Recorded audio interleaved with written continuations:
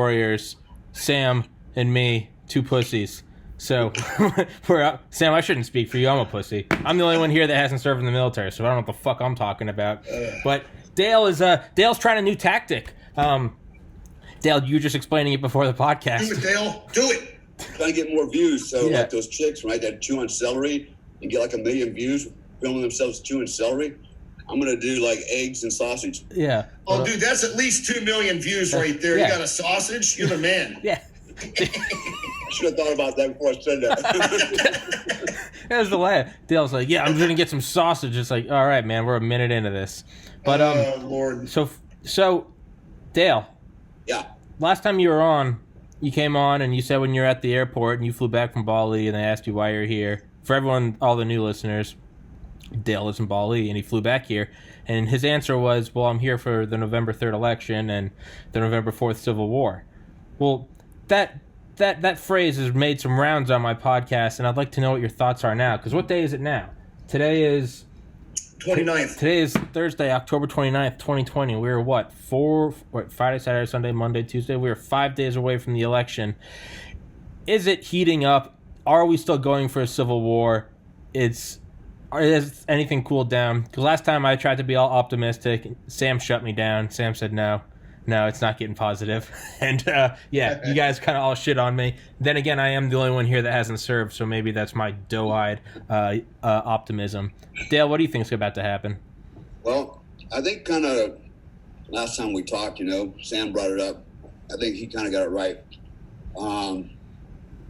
It's not going to be a civil war per se, like, everybody's going to be out in the streets, fucking two skirmish lines attacking each other. What it's going to be is, I think it's going to be what we used to call a low-intensity conflict, right, in the military. And basically, you're going to see, like the IRA, man, bombings, ambushes, IEDs, targeted assassinations, and that's going to be at the more sophisticated level, the ones that are actually, have a plan. And then you're going to have the outliers that are the ones that they're going to be the Antifa BLM mob that's just going to be attacking people just because, right? Mm-hmm. And so there's two elements you're going to be dealing with, but it's not going to be like the whole country's going to shut down. Life will go on. People will still go to work. And just like, in the beginning, Civil War, what was it, 3% of the population was, engaged in the war. Everybody else would just mind their business, farming lands and going to the office, flying the desk and doing their same old shit, expecting, the 3% or less to do their bidding for them and hope that, it all works out. And, and that's the problem, right, is people are complacent. Everybody thinks, nothing's going to happen, and, you can't win against an army, blah, blah, blah, right? So they're very complacent, very uneducated in that regard. And they don't want to be involved, right? I love the ones that always tell me, I'm so sick of the news and politics and everything, I just don't even pay attention more. And I said, that's exactly what they want you to do. That's part of the PSYOPs campaign, right? Yeah. That's part of winning the war, is get you not to pay attention, and they can do whatever they want. Mm-hmm. I think it's still going to happen. It's going to happen in some different levels and different ways. I think for sure, on the ground level, you're going to see some, you're going to see riots. You're going to see people, still, doing what they're doing today. And maybe they're going to ramp it up, and then you're going to see it all the way up at the political level, man. You're going to see the politicians. Particularly on the left. And I say that, and I don't care if nobody likes that. If you're a Democrat, tough shit, too bad for you. You made a bad choice. The reality is you have to just, if you have a live brain cell, man, and you watch the news, it's obvious what happening here with Pelosi and Schumer and the Democrats on the left. They have no intention of having a fair election. They're going to win at all costs. They are the ones that stirred this tension. Listen, here's some evidence. It's truth. You can't deny it, right? So what happened when they passed the first stimulus bill, right? They had all kinds of pork in there, right? Like, okay, we're gonna give everybody a check in America to help you get through this hard time, your unemployment and make ends meet, right? Why would you add millions of dollars to, to the Kennedy Center for, whatever, they did at the Kennedy Center, and all this other, the arts and endowment and all this other bullshit had absolutely zero to do with COVID and helping Americans. It had everything to do with promoting a democratic agenda. That's what it had to do with. And if you're not seeing that kind of shit out there, you're a fucking moron, man. And you know what? And I've come to the point in my life, people go, well, politics aside, we can all be friends, just because you don't agree on politics. Actually, no. Those days are long gone, man. You know what? If you're a fucking Democrat, you're my fucking enemy. Why? Because what you're doing is you're opposing the U.S. Constitution. You're opposing my freedom, my children's freedom. All right, you're bidding for shit that's going to jeopardize our welfare. You are the enemy within. Fuck you, is what I say. All right? And I'm serious about that shit. We can no longer be friends. I put that out on social media. We can no longer be friends. If you're a Democrat, you might as well be a communist, as far as I'm concerned. Right? And then they go on with, well, just because we have some different political views. Here's my fucking bar, man. It's very simple. If you're a Democrat, if you're a Christian and you're a Democrat, you really fucked up. All right? Seriously. But if you're a Democrat and you tell me, well, I am a Democrat because I believe in this, but I don't really believe in that, but I believe in these policies, Here's the fucking bottom line, man. Here is the cutoff point for me. If you believe that abortion's okay, if you believe killing millions of fucking born and unborn babies, and I said born because they're at a point now where if a child is born and an abortion is still alive, they don't have to render it aid, right? Yeah. To me, that's manslaughter. Yeah. Fuck you, right? A fucking child can live outside the womb by the time it's 5 months old. Okay, what makes it a living being? It has to be born to be living? No, actually, it doesn't have to be living because if a pregnant woman is murdered, guess what? Fucking you've just murdered 2 people and you're going to get charged for that shit. You see how the lines are so fucking blurry? It's not even convenient. So fuck you. If you're a fucking abortionist and you support the Democratic Party, you're my fucking enemy. You're a piece of shit. I don't give a fuck who you are. We might have been good friends all our lives. And dude, I have cut away a lot of so-called good friends that I've known all my life. Many of them, including family. I told them to stick it in their ass. We are no longer friends. We're on the opposite sides, on opposite skirmish lines now. That's where we're at in America, and I don't give a fuck. Everybody's like, oh, my God, that's so fucking scary. How can you think like that? Well, the reality is set in, man. We are at war. In fact, Don's on now. We talked about that yesterday. All right? We're in the Third World War. It's just not gone ballistic yet. It hasn't gone kinetic. All right? But it's here. It's here with a virus. It's here with politics. It's here with PSYOPs. It's here with an information operations campaign. That's where we are. We're fighting war, man. I have a question. I don't have the answer to. Maybe Tom, you're a lot smarter about this stuff, and Sam. But I guess my question is this: what happens if Biden wins by a small margin? Do we have protocol in line right now to check this election for legitimacy? Because that's what my fear is that Trump's going to win. However, because of all these mail-in ballots and all this other crap, the 800,000, fake IDs that were found in the Connex box. I mean, there's some shady shit going on. Mm-hmm. So I guess my question to anybody, because I don't know, I guess I can Google it, but what is the protocol? Is there protocol? So if it basically depends on Trump bringing a complaint. He would file some sort of objection with the courts, and we'd get another Bush v. Gore situation where they would, they take it to the court, they examine whatever evidence is presented, and then in the end, SCOTUS is going to rule on who won the election. And at this point, I'm not sure we get to avoid that at all. So... Thanks. Yeah. You think it's going to happen anyway, no matter what? So, 2 months ago, the Democrats were out there going, everybody vote by mail. And all of a sudden, they are now out there screaming, hey, voting by mail might not be such a good idea. So I think they are already prepping the game that is we're gonna contest this election. And the other thing that has been going on for a while is that all the way back to this summer, they were talking about we might need the UN to come in and verify this election is good. Now, there's no precedent for that. There's nothing they could do that would make that happen. But that is a ridiculously big deal. That is. Oh God, yeah. That is an Alex Jones wet dream. One thing that I think is going to end up being a problem. Who would he get president? Well, so Trump maintains presidency until January 19th. On the 20th, they'd have a swearing-in ceremony. So presumably sometime between the 3rd and the 20th, we would figure out who actually won. The other problem with this is that I forget when it is, but somewhere in December, the electors are going to vote, right?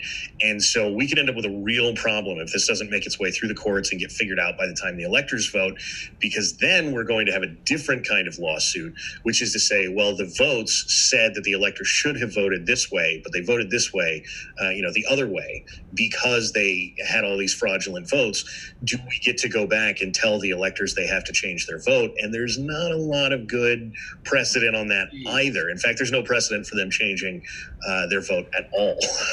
Yeah. Sam, you were about to, you were piping in, Sam. Yeah, one specific scenario where this may end up happening is Pennsylvania. So the state Supreme Court in Pennsylvania ruled that the previous deadline for counting mail-in ballots could be extended, and they have extended that until November the 12th, which is 9 days after the election. Interestingly, the Supreme Court just ruled on that case, and they made a 4-4 decision because Justice Berets not there yet, and they said that can stand. So as it stands right now, Pennsylvania is going to be counting mail-in ballots until November 12th, which means, Trump loses Pennsylvania by 5,000 votes. 5,000 votes will materialize. Here's the thing, though. Here's the thing. Justice Alito already said, and it's not just Pennsylvania, it's also in North Carolina, which is another swing state. But Justice Alito said that both states are likely in violation of the Constitution, but the Supreme Court's not going to rule on it right now because it's impractical. Well, after Justice Barrett formally joins the court on those cases, like Don was saying, it's going to go to the Supreme Court. You get a 5-4 ruling that enforces the deadline in Pennsylvania. A bunch of ballots are thrown away. And then you have a month's worth of rioting because Trump wins Pennsylvania. He likely wins the election. Mm-hmm. Right. Absolutely. Wow. Yeah. I mean, everything that everything that the left has been doing for quite some time now is prepping a lot of violence and a lot of, we need to call in somebody to quell the dictator. That's been their story basically since January 20th, 2017, is that Trump is a wild dictator and someone needs to put a stop to this. And all the telegraphing they're doing says that, Dale's right to be back when he says, I'm here for the election and then the Civil War the next day, because it's how they're acting. Everything they're doing is saying that this is coming. They're challenging the legitimacy of the court right now simply because of Amy Coney Barrett, as well as the prior two. And so if this is a Supreme Court decided election, and it's probably going to be, there's a lot of good reason to believe that there's going to be a lot of angry people taking that anger out with a lot of violence all over the country. Yeah. What do you see? Hey, Portland.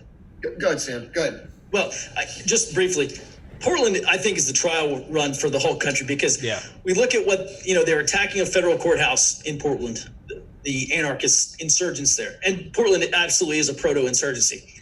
And what were they doing? They were doing the things that insurgents do all over the world. They were baiting the federal government into a response, forcing them to make mistakes, getting them on camera, police brutality. This is fascism.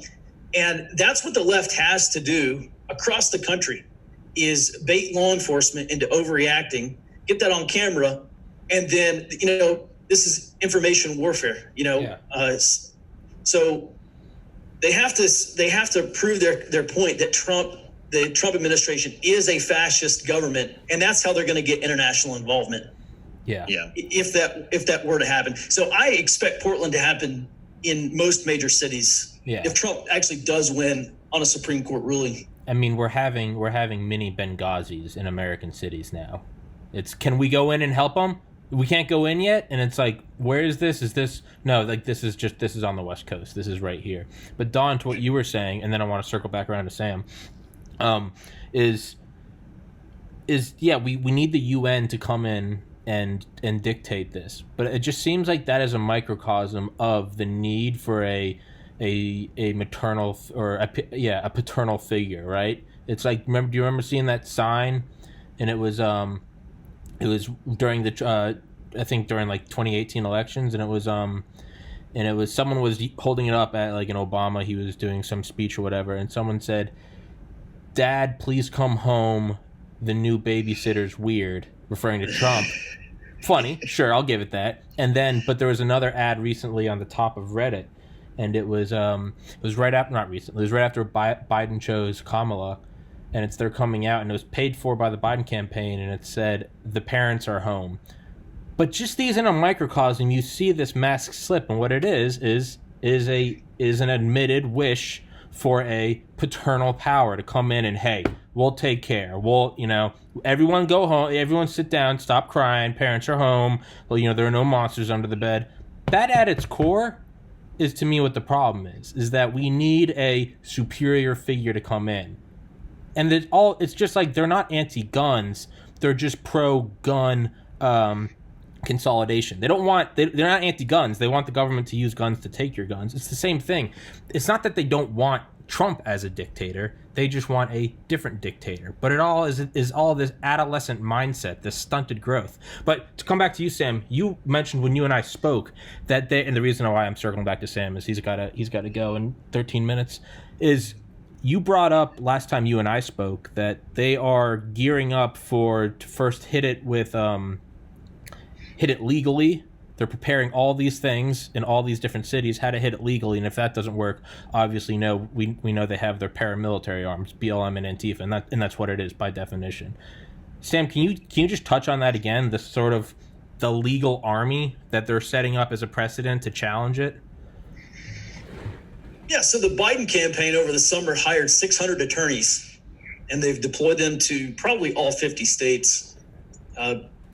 Maybe not the most solid red states, but they've been writing these contingency lawsuits for months now, examining every contingency, every possible scenario where an election could be overturned. And so I think there are going to be, every time a Republican wins, there are accusations of voter fraud and intimidation, and considering what's happened in the last 4 years, they have to cast as much doubt on a Trump victory as possible. So I actually think that, I've been saying this for, I don't know how long, like months and months, a long time. They're planning a Tahrir Square or a Euromaidan, like the Arab Spring, where they ousted their presidents, and, a lot of them actually were dictators. I don't think Trump is a dictator. And so, they want to get millions of people. Actually, they were talking about this. They wanted to do this back in January, do this mass mobilization where you get, like Occupy Wall Street, but for 2020. And they wanted to force the Senate to convict and remove President Trump in the impeachment trial. And that didn't materialize.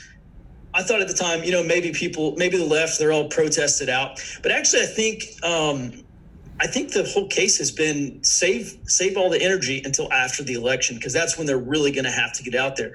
We know they've been building infrastructure. We know like my company, like we track, they've been building out their logistical and supply networks, building out intelligence networks, and building out medical teams, and they've been preparing for this. So I do think we're going to have 90, 100 plus days of mass mobilization protests if Trump wins, and they got to get millions of people out to DC and pressure the people who surround Trump to give up on him until he steps down. And that's their out, or their end goal. Dale? I don't even know what to say about that, man. Actually, first of all, I know Sam's getting ready to take off here in a minute. For everybody that's out there listening, I want everybody to know Sam's background and who is Sam, what does he do? He's actually making a business out of, collecting and analyzing intelligence. So if you want to just take a second, Sam, just explain to the audience out there, a little bit about your background so they know, where you're coming from. Yeah, thanks. I appreciate it. I was an intelligence analyst, and I spent 3 years in Iraq and Afghanistan tracking insurgencies, doing targeting, all the counterinsurgency type stuff. And it's just funny because it's not that funny, but now we're doing doing virtually the exact same thing in the United States that I did downrange.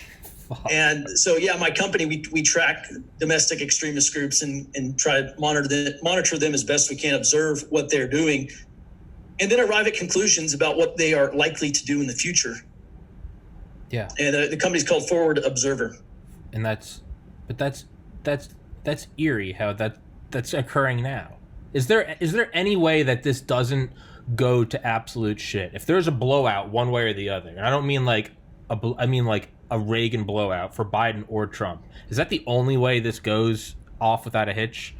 Someone just takes 48 states and the popular vote? I'm not even sure that's going to do it, because whoever loses that is going to say the other side cheated. But to what Sam is doing, so I am an untrained monkey in this, right? I was not an intel guy, but I have been watching them doing basically the same thing, and it makes me very nervous, because when Kenosha happened, I didn't see anybody talking about it, but the reality of Kenosha was that in 8 hours they had a logistics taken care of and a movement from the greater area to the local area for engagement. And this is the kind of thing that if you have deployed at all, right, you've gotten speeches about, if there's a guy with a cell phone and you are rolling through a neighborhood, you better expect to get ambushed if there is a guy with a cell phone staring at you. And so you talk a lot about response times with that sort of thing, because it matters, right? If their response times in a local area are 5 minutes, then you better be ready for a fight right now. But if they're an hour, then, okay, gear everybody up, but don't sit on high alert for an hour. And the big difference between that and Portland, or not Portland, Philadelphia this week, was that Philadelphia was about 60 minutes. Right now, that is a giant escalation of response time from 8 hours until, from police shooting, until they had open riots in the streets and uncontrolled violence. And Philadelphia was 60 minutes. Now, either that's because they had more in the local area, which is entirely possible, it's Philadelphia, right? Or it's because they are getting exponentially faster, or some combination of the two. And it doesn't matter what the answer to that question is, it's a very, very bad and dangerous answer. Yeah. I think what's happened is... Hey, Dale, speak up. Dale, speak up a little bit. Yeah, can you hear me okay now? Yeah, just speak up, yeah. Hey! Hey! I'm already speaking up, damn it. Well, fuck, dude. Grab your balls. Let's do it. No, the problem is, vice and virtue, man. Unfortunately, the higher-ups, the puppeteers, the puppet masters have learned how to use morality and virtue as a weapon. What they've been able to do is basically, using that to energize everybody, right? So everything like this thing in Philadelphia, from all accounts, from when I saw in the video, this nut job with a knife attacked the cops. He just kept coming. They kept backing up. They kept warning them. To, even when he finally crossed that line, they had to engage him, and they killed him. And that was the impetus for this riot, right? So nobody cared about, the reality is, if you looked at it, you would argue that was justifiable. For us, with our backgrounds, we know that, the 21-foot rule is always in effect. Within 21 feet, this guy with a knife can run a guy down with a gun and kill him. In fact, a leg shot could have still ended up with the cop getting killed, right? All these things are, people are saying, oh, you should have shot him in the leg, et cetera, et cetera, et cetera. We can talk about that all day long. But the reality is, nobody's looking at it from, a justice perspective. They're looking at, and basically their morality is completely skewed. In fact, their disdain and their hatred for anything that has to do with the police, anything that has to do with the Trump, anything that has to do with the conservatives on the right, is automatically met with, it's revulsion and hate and disdain, irrespective if it was justifiable, right? Because so you asked the question, what would happen if there's a complete blowout, during the elections, and one side just unanimously clearly wins? I can tell you, if it happens that Biden does win unanimously, it's a clear victory, I think most of us on the right will go, well, you know what, the majority has spoken. I guess it is what it is, right? And I'm not too convinced that we would all go out with guns and start shooting people and raising hell. No. But if it happens the other way around, and we clearly win, no doubt about it, it was fair. It doesn't matter. They will still come out and lose their shit because. And why did all that happen? It happened for a lot. First of all, it's been happening for a long time in our education system, right? History has pretty much been erased. It's been rewritten. The sense of morality, and ethics has been completely watered down. Everybody feels like they're entitled because that's what they've been told. This generation, is not the same, and there's a lot of seniors. There's a lot of senior citizens that are also on board with the Biden bullshit. And but I would argue those senior citizens are the same hippie assholes, from the '60s and '70s. Voted, they were the flower children, anyways. That's who they're just freaking leftovers, man. They just need to go the way of the dinosaurs, as far as I'm concerned. And I'd love to help them go that way too, but we're at this point, man. We're at the precipice now. We've been calling it for a long time. I can remember 8 years ago, me and Joe and a lot of our cohorts were, talking about the upcoming revolution. We thought it was going to happen sometime with Hillary, right? And Obama, but actually it was happening. It just hadn't come to a boiling point yet, but guys were starting to stockpile weapons and ammunition. Guys are literally buying property, out in rural areas. Some of us were making, we're mentally preparing for this day, and it's finally arrived. Yeah. And really what happens is all going to be dependent on how the left reacts after the election. And I think even if they win, I think they're going to take advantage of that and do everything they can to just freaking continue to smear it in the face of the right and continue to attack us, because now they have this sense of superiority. So we're in a battle for our lives, really. I look at it as a battle, for the lives of my children and my grandchildren. That's what I look at it as. For me, I've been around the block. I could care less. I could care less about my freedom, but what happens to me at this point, I don't care. Yeah. But I do care about what happens to my kids. Yeah. And Tom, I have a question for you, actually. And by the way, Sam, if you got to roll out, Sam, just let us know. Sorry. What's that? No, yeah. No, so actually, Tom, Sam, and Don, so let me ask you this. Where do you see the left kind of we're not going to go past this point? Do you see them doing anything up to, and I'm going to say, assassination to stop what's going on? Do you think they have a limit? No, I think the limit will be when the actual person is limited by force. And by that, I mean, and this isn't what I'm calling for, so for every asshole, it's going to take this out of context. I think they will be limited in the same way that if I'm truly crazy and I hate, just say, Trump, or I hate Obama, if I'm truly crazy and I truly am foaming at the mouth with hatred, the thing that will stop me is when I am physically stopped by a hail of bullets.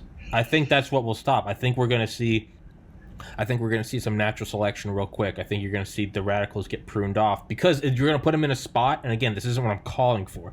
I think you're going to put them in a spot where people they're going to have to defend themselves. It's going to be like, it's yesterday, the single top highest post on Reddit, and a subreddit with over 6 million people, politics, was, if Biden wins, never let Trump supporters or his enablers rejoin society ever. They are antisocials, which is a weird thing, because on top of Jews and gypsies, what did Hitler say to put them all away? The antisocials, right? Which is a little weird. Another one said they all need Trump stamps instead of tramp stamps. We need a T on our shoulder. Fuck, that seems a little bit like a Star of David, but hey, fuck me, right? So that's what I think. Physically stopped. So, and I have to agree with you. I think there's going to be those people, and sadly, I know a few of them, they're at a point in their life where they'll be like, I'm going to be the martyr, I'm going to be the patriot that changed this. Yeah. And I'm going to do something that's, completely, off scale. Yeah. That is, way, way left. I'm going to be Gavrilo Princip. So, that's a scary person. And it could be somebody trained or untrained. It only takes that one person to make that, to really set off that powder keg. And poof, now everything There's a few things that are really worth dealing here. One, I don't think we have to guess, right? We all like to forget about the Bernie shooter, right? The guy who shot Scalise. Right? Oh, yeah. This isn't a hypothetical person. This already happened. Right. And so it's pretty clear that there is some quantity of people, regardless of how many, that what is the end result? The end result is a bullet in the face, right? I mean, that's what stops them. That's where the limit is when you take force back to them. Yeah. And it's not about whether or not anybody's calling for this. The simple reality is that's what it is, right? You know, when someone breaks into your house, you don't stop and have a simple conversation with them. You shoot them. Right. Yes. That's what you do. And it's for a good reason. But the other thing that is particularly relevant here in the world of selection bias for how many people we're talking about, you are discussing a group of people who think that everyone should be forced to give up basically anything they decide for the betterment of all of humanity. And for those of them that hold that as a true core belief, you know, this is the reason we die for our brothers on battlefields, right? Is that, you know, hey, look, if I have to take a bullet so 13 guys go home, then I take a bullet. Them's the rules. And this is exactly the kind of thing that you should be expecting from probably large portions of them, because they hold that same kind of core tenet. The group must survive. The group deserves things from the individual as a life policy, right? So are there going to be what amounts to suicide bombers? You bet there are. Yeah. And how many? I don't know, but my guess would be more than a few. Yeah, and because it's not a total, you're right. Their goal is to light the powder keg, but they don't even necessarily have to do that. It's what Sam was saying, because even if they die in the process and they don't actually get their target, they have now died in the process against the fascists. They have now, in their minds, become Tank Man going up against the column of T-72s. Exactly. And it's, yeah. You know, in the first 18 months of 1971 and 1972, there were over 2,500 domestic bombings in the United States, according to FBI numbers. And there's a really great book by Brian Burrow called Days of Rage. It documents all this stuff. And, you know, we look at, throughout history, right, we look at smaller forces and larger forces. And the left, even groups like the Socialist Rifle Association, who are committed to building basically a cadre of trainers who can train and build leftist militias. I mean, that's not their primary goal, but that's effectively what they're doing. Even they admit, look, we cannot stand up to the right. Like there's too many of them. There's too much guns. There's too much infrastructure. There's too much knowledge and experience. And so what do smaller forces almost always resort to when they're faced with a much larger opponent? And that is effectively terrorism, like Don was saying. And we see that all around the world, all throughout history. And I do think that is a very real potential course of action for a lot of these folks, especially targeting the most prominent Trump supporters. I think that if this course of action is chosen by one or a dozen people or whoever, they have to go after. I mean, I think from their perspective, they want to punish people who supported Trump, and this is if Biden wins. Yeah. And hope that they have a DA or they have some sympathetic, like we're seeing with DAs all across the country, hope that they get a light sentence or there's not as much dedicated to that case. Basically have DAs going, well, that guy deserved it. So, and I'm not saying that is going to happen, but man, that's a dangerous scenario, because then now we're going to get in this like tit for tat, dirty civil war. It's never going to end. It's never going to be won until there's some massive dictatorship that forms. And what's the saying? Ordo ab chaos or something like that. Order from chaos. Right. Yeah. That's a very good, there's a very good likelihood that this is where all this ends up. Yeah. It's what Tim Dillon said the other day. Tim Dillon, who's the funniest human being to have ever lived.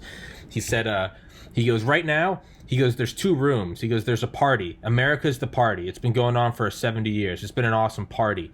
And he goes, in one room, there's a bunch of people that say, we can keep the party going if you come in here. And it's a room on the left.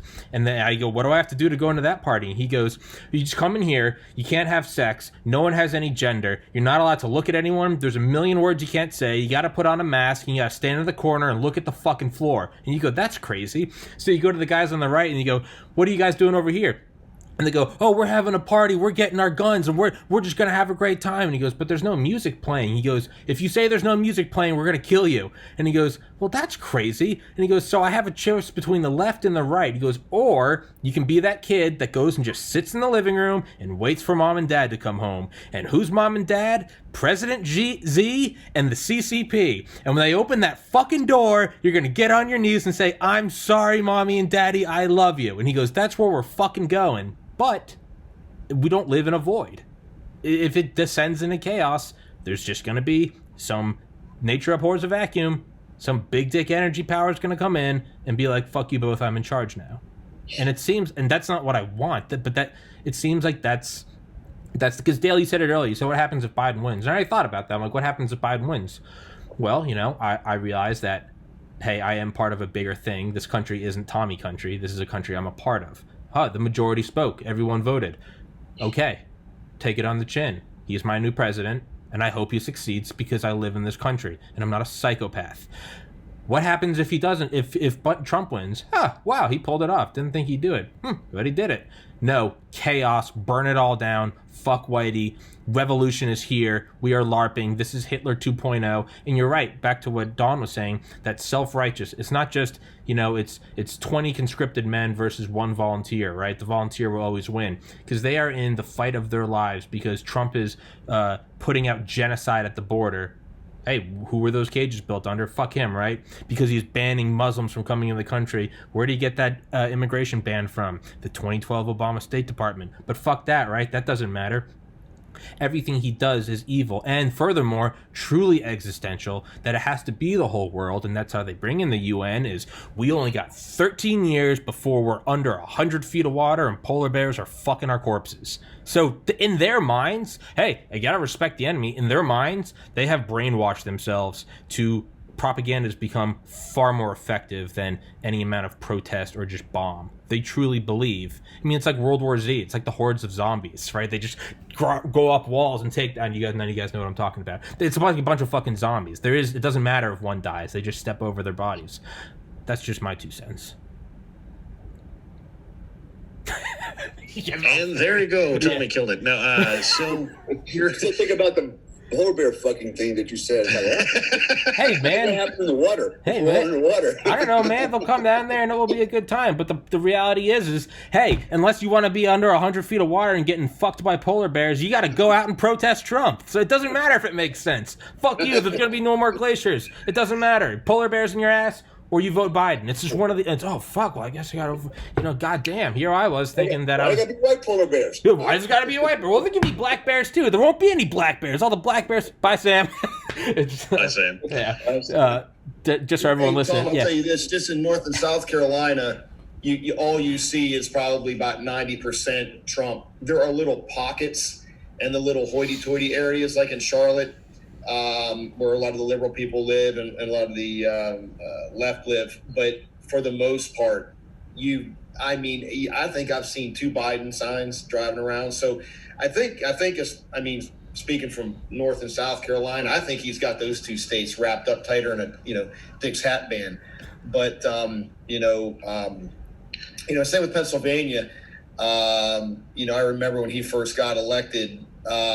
I have family there, and they're like, man, Trump. And that's the way it is there right now. So it's going to be interesting to see, how this all shakes out. I guess my biggest concern is how far are these people really, when I say these people, let me define these people, Nancy Pelosi and Schumer, all these really, really radical left people, how far are they willing to go?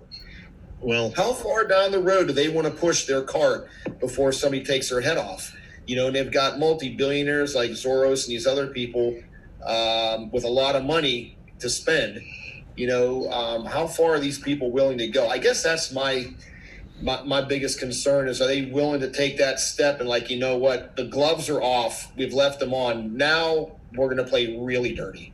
Yeah. Well, What is really dirty to them? Yeah. I think the answer to you is something that all of us should be at least moderately familiar with, which is to say that the handful of times that Middle Eastern extremists have retaken cities from American forces, mostly because we walk away, reasoning aside, though, what you see every single time is that if America holds a city in the Middle East and the other side doesn't give up the war, what you get is somebody running by with an AK-47 and trying to smoke a bunch of people, or suicide bombing, or on and on and on. These little kind of guerrilla warfare hits, and then almost exactly the moment that they think they have more force in the city than anybody else, somebody shows up and goes, well, that's it, it's our city now, right? So thanks for playing. This is now ours. We will distribute force however we feel like it. We own you now. And I think that's a fairly reasonable expectation under the circumstance, not because, I hate the left or any of those things, though, I kind of do, but simply because this is how guerrilla warfare goes, right? Che Guevara was hanging out in jungles right up until he didn't have to. Yeah. The communists in South America numerous times were hanging out in jungles right up until they didn't have to. Yeah. And then the moment they don't have to, it's fine. We will now do everything at the barrel of a gun because, as Mao taught us back in the 30s, all power flows from the barrel of a gun. So we will just exert force however we feel like it, and you will do what we tell you.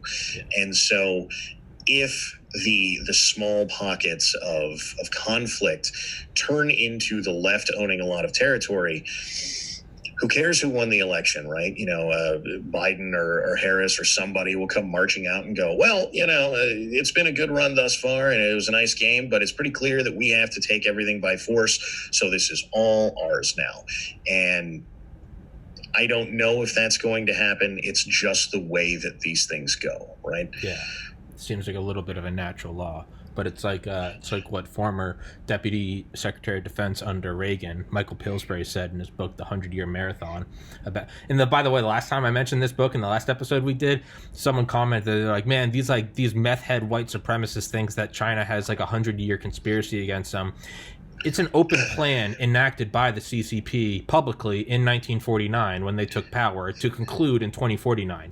It is their public plan. So I don't know, but for that plan, their whole thing is never ask the weight of the emperor's cauldrons. If your cauldrons are heavy, it means you're the one in power. If I come up to you and ask you what the weight of your cauldrons is, what that basically means is I'm eyeing your throne. Dale, how many bullets do you have in your gun?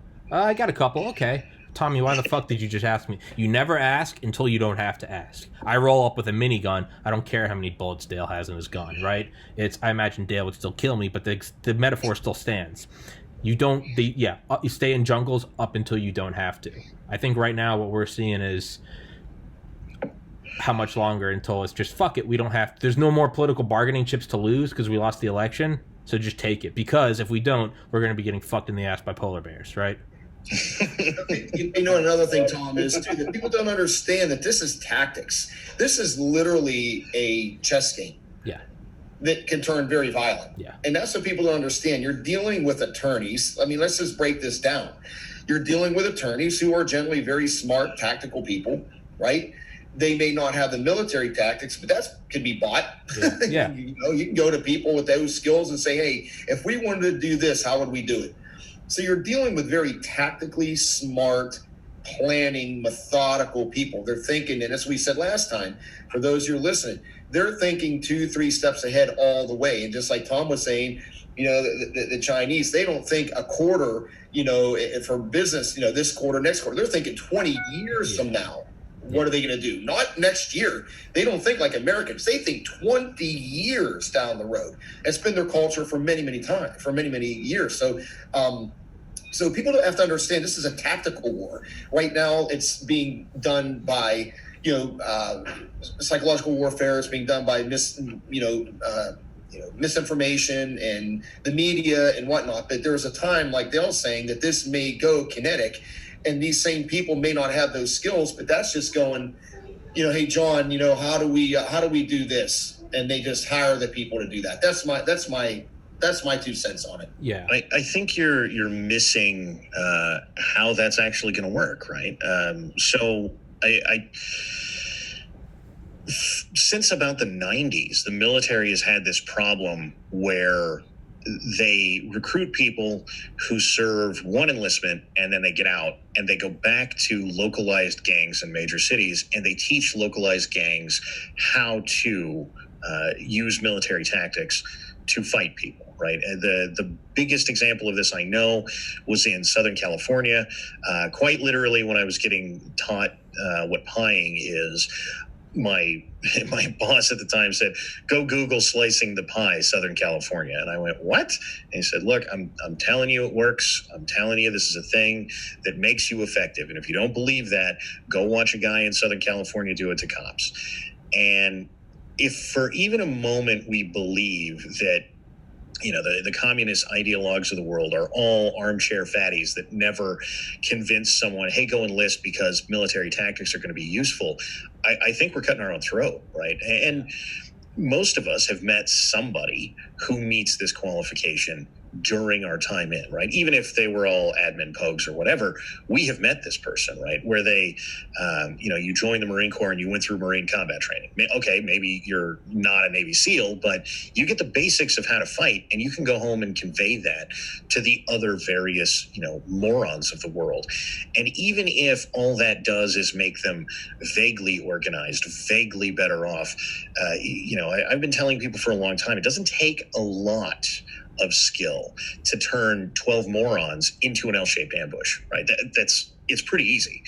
And so maybe we're not going to see, the high-tech operator super ninjas out there training people to be high-tech operators. But if you're in the middle of an L-shaped ambush, who cares how trained they are? You're still in the middle of an L-shaped ambush. Yeah. It's diminishing returns, but there's a lot of returns if you can turn an entire mass of people into slightly better, right? Because now you're just multiplying it by the number of people. On Monday, I had on Jack Garcia, who is undercover FBI for 26 years. He infiltrated the Gambino crime family. That got me thinking, do you think that there's any infiltration into Antifa and BLM right now? Dale? There's not a lot. I think we see a lot of the outputs of it, because there have been people, Steven Crowder notoriously got Not Gay Jared in there a year or two ago or something like that. There's a guy who is publishing. He was infiltrating Antifa for a while, and the things that he is talking about, they very clearly are getting together and training and doing things, and those things are violent. But it doesn't go anywhere, right? Because no one is all that interested. All the threats to the world are white supremacists, even though they don't do anything. And so I don't think that we have a lot of the people that you would want infiltrating Antifa, right? And I think there's other reasons for that, not the least of which is I think most of our investigatory institutions are maybe not on the side of burning down all the cities at any given moment, but are at least sympathetic to the cause. Yeah. And so, if you're sympathetic to the cause, you don't go after them. You don't, you get busy with something else. There's always, I don't know, child predators or something to go after. So dedicate your resources there. Yeah. Unlike Biden's laptop being with the FBI. Right? Yeah. Like, Cough. What? Yeah. Exactly. Was it yesterday? All the documentation that what's his name, Tucker had on Fox News somehow during transit disappeared.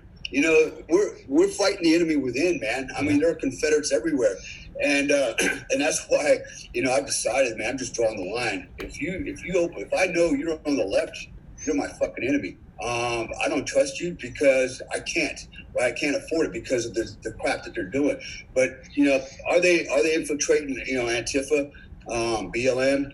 To some degree, I would think some are trying, but it's hard to, especially Antifa. It's hard to infiltrate Biden called it an idea. It's more than an idea. It's a construct, but it's decentralized in its leadership, right? And so, and you mentioned earlier, Tom, this charter has been out by the Chinese for 50-something years, this battle strategy, if you will, and that's really the charter that they're operating off of. Is you have higher powers, man, and why would the Chinese publish their battle plan, right? Their strategy, because that's the only way they can communicate to all the dumb masses, all right, and get them on board. Otherwise, how are they going to know what the objective is, right?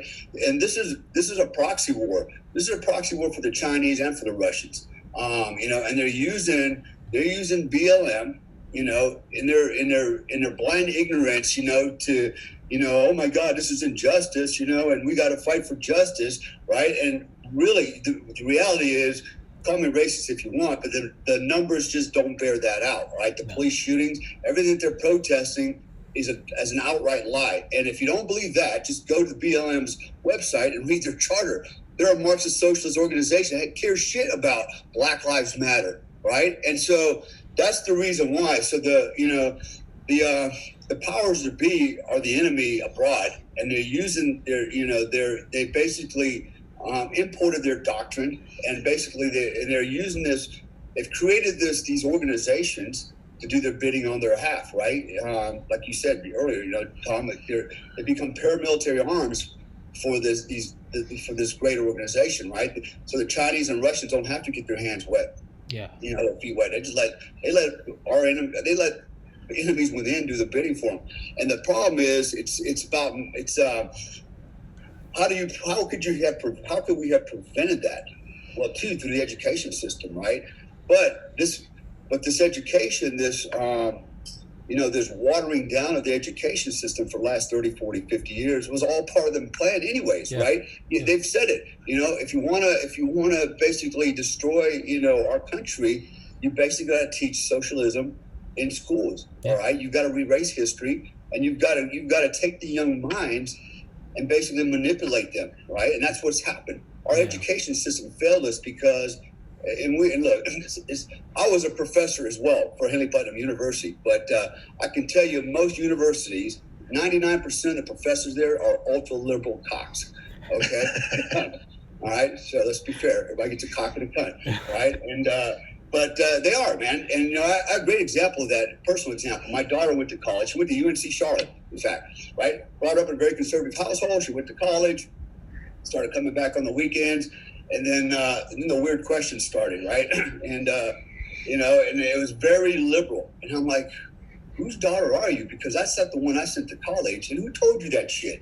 Oh, my professor. And then you come back, well, what did your professor ever do in life besides go to school? Be a professor. Right? And read a fucking book, right? And so it went on, and so I got to share this story because this is actually funny. And my daughter has actually changed. You know what changed my daughter? She has 2 boys. And she realized, wait a minute. This is bullshit. Nothing about boys. I'm not sure I'm buying into this crap anymore. In fact, she actually studied feminism, right? That was her minor. And she said, Dad, she goes, feminism has swung so far to the left. She goes, I don't even recognize it for what it was. And it's not what it was, And she goes, I don't want no part of it. And so, but here's what she said to me one night.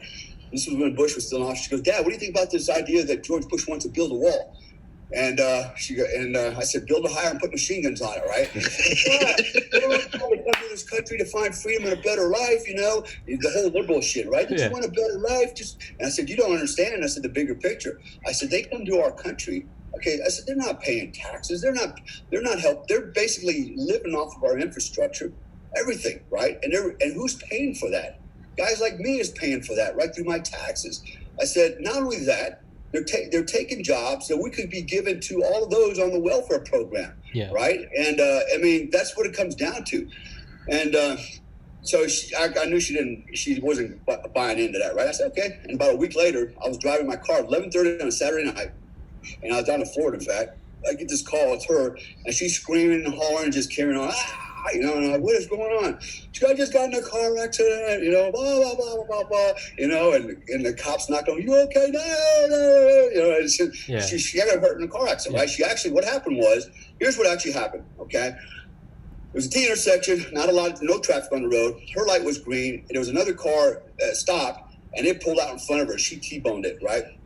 And in that car, there were two Mexicans, could not speak English, okay, had no driver's license, had no insurance, right? She hits the car, T-boned and flips them over. One of the guys ends up going to the hospital. The other guy, she's standing there with the cops, and they're asking him, what happened? He wouldn't speak to him. No habla, and refused to speak, right? Even to the Spanish cops, just not gonna do it, yeah. Right? No driver's license, no insurance, no nada. Like that, no nada. See how I put that in there? Fuck you, Dale. Anyways, so then what happened was, this goes, the insurance, blah blah blah, and my daughter was on my insurance at the time. I had about 9 vehicles insured, and plus my home and everything insured through this insurance company. Fuck, I'll tell you who it was. It was State Farm, fuckers. And so what happened was, I get a phone call maybe 3-4 weeks later from the insurance company. Go, oh, Mr. Comstock, we decided we're going to settle out of court, and we're going to basically award the other party, damages, blah, blah, blah, blah, blah. And I go, for fucking what? I go, hey, man, they were driving illegally. They were here illegally, no driver's license, no insurance, right? Run a red light. My daughter hits them. They go, well, it's actually her word against their word. I go, whose word? She goes, well, actually what happened was, so these guys had just left a mechanic's shop right down the road, right, a few hundred yards, owned by another Mexican guy, right? And when the accident happened, the Mexican other guy, the shop owner, just happened to be walking out, looks left, looks right, goes, oh my God, a car accident, right? So he becomes the third witness, right, from down the fucking road. And so they decided, well, look, we take this to court. It's 3 against 1. We're going to lose anyways, right? So we just decided to settle out of court. I said, so you're going to give these illegal aliens with no driver's license, no insurance, okay, you're going to give them my fucking money, right, that I've been paying because of that. And he goes, well, that has nothing to do with, what was the term she used? Negligence. He goes, that has nothing to do with your daughter's negligence. I go, the fuck it don't, because if those assholes were driving, had a driver's license, okay, maybe they wouldn't have pulled out in front of her, right? So anyways, I said, if you cancel my insurance, I said, I'm canceling all my insurance with you assholes. Oh, well, sorry, Mr. Comstock, I guess that's what it has to be, And so I called my daughter up, and my daughter just lost her shit when I told her the story. She goes, Dad, that's so unfair. Oh, my God, I can't believe that. And I said, you know what? I go, here's a little tough love for you. So remember when you asked me about the wall? I said, that's the reason for the wall. I said, you know what? I said, here's the reality of life. And this is what sucks about life. I said, I'm taking you off my insurance policy. You can now go pay for your own insurance. And let that be a lesson. And next time you fucking start thinking about some stupid shit like that, about the wall, you'll think it through a little bit more and understand what the consequences could be. And you might reevaluate your position on it. I said, so you're off my policy, go pay for your own shit. I love my daughter, man, but I had to do it. It's tough love, right? It's like, I'm not going to keep covering your ass because you want to have, you want to have this feel good attitude because look, it just cost me a bunch of fucking money. Yeah. And it's kind of what we touched on earlier with the weaponized virtue. Anyone that listens to that tale just now is going to go, look, a bunch of white guys, 3 American flags. They're just talking shit. They hate immigrants. My friend Ernie, who's right, but that is what the argument they will use. But hey, my friend, Tom, let me just jump in there, man. Yeah. So I am the son of an immigrant. I know, and that's what I'm getting.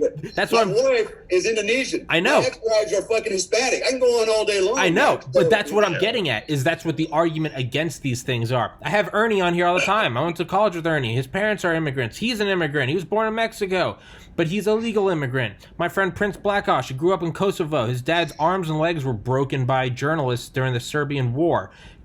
Prince barely spoke English when I met him working here in 2014. He saved up money for 3 straight summers, moved here, learned English. Now he's a physical therapist in New York. Ivan Georgiev, who I met in 2011 here in Ocean City, barely spoke English. Was from what the fuck is it? It's a little town in Bulgaria, Sofia, Bulgaria. He now lives here in Las Vegas, has a smoking hot girlfriend, and he's a professional bodybuilder with all these whey protein sponsors, but he had to work his ass off to get citizenship here. So the whole like, oh, you just don't want people coming in because you're a white xenophobe. No, I look at these 3 examples of 3 very successful people who I don't give a fuck what their politics is, whether they do or don't agree with me. As 3 very successful, that is who you're taking it from. Yes, you're also fucking people like me, Dale, Joe, Don, everyone that pays taxes, but who you're really fucking the most are these people who, earned a right to be here, who probably know more American history than most people here. And that is who you're fucking, is those guys who, and when you see any of these guys, they're always covered in American flags, America #1, because they fucking love it. They've earned it, all right? And they appreciate it. And that's who you're... They're still coming. Yeah, exactly. Exactly. It's the worst place in the world. Really? Really? What other... Sorry, Don. What other... It's a concentration camp at the border. What concentration camp in history have people gone to because they tried to break into the evil land? No one was like, they caught us sneaking into Germany, so they put us in Auschwitz. No. All right? Use a wall and use a simple gradient. When people try to get in, that's the good country. When people are trying to get out of a wall, that's the bad country. Fuck out of here. Excuse me, Don. So... you know what's funny about the legal immigrant thing is when Trump was running the first time round, somebody started having a bunch of interviews with legal immigrants in Texas. Yeah. And if you think that we are horrible people for whatever anybody has said here, if you go back and watch those interviews, those guys say some of the most wild stuff I've heard in years, for sure. You know, there was a guy, one Mexican guy by himself at some pro-immigrant rally, gun on his hip because welcome to Texas, and he's holding an American flag over his shoulder, and he's saying, I don't give a damn about any of these illegal immigrants. We shouldn't be doing any of this stuff with the courts. Just shoot them. If we shoot enough of them, they'll stop coming. Jesus fuck. Yeah, you'll get the most based guys, right? Because they're all ones that grew up in those shitty areas. They're all ones that are like, hey, the guy I had on, Tony Moon, the rooftop Korean, he was like, yeah, do you know why we're not for all this shit? He's like, because all of our dads escaped dictatorships, communist dictatorships. So he's like, you wonder why we were all the first to grab guns and sit on top of our stores? Because we were like, it doesn't exist here, and we're not going to let it exist here. We just left that place. That's who you get. My mom grew up in Nazi Germany during Jesus World War II. fuck. She's still alive. Really? Okay. Yeah, and very healthy. God Right? damn. Dale, get her on the podcast. You know, right, man. But, same thing. Ask her, where would you rather be, Nazi Germany or in the USA? Yeah. Every time, USA, of course. She's a serious patriot, man. Yeah. I mean, serious Trump patriot. Yeah. Hey, you guys know this was a few years ago that Nancy Pelosi wanted to tax, you can pull this up, our 401ks and our IRS to pay for this stuff. Yep. They've been pretty open about it for a while. We talk occasionally about this sort of thing, like they're trying to create a new underclass, but that's not really true, right? At least not in the way that most people talk about it, because Dale's story, the daughter hits an illegal immigrant, and somehow that just goes his way, because he has 4 or 5 people who are willing to say that it was Dale's daughter's fault. The illegal immigrants should be able to come here and not pay taxes and go to school, on and on and on. The underclass is the people who have to work to pay for things. That's who the underclass is. That's it. And the people who are benefiting from this, and for anybody who's about, mid comment in the comment section right now typing, oh, but what about all the people who work on farms and pick fruit? Good for you. Go watch all of the people, and there are many of them at this point, though I know Steven Crowder is one of them, that has gone down to a Home Depot and said, hey, how much is it going to cost me for you to come do landscaping at my house? And the answer from every single one of them was, if it ain't $20 an hour, I ain't going. That's not the underclass, right? The people making $20 an hour under the table, they're not the people who have to work to pay for all the stuff. It is everyone else, and that's how it is. You don't have to like it, but it is true. Let me ask this quick question. With that said, Don, that's a really good point. I'd like to get your opinion. What do you all think the minimum wage should be? $0. What do you think it should be pegged at? Yeah, I think it should. I really let it run. I just let it run to what I don't think that.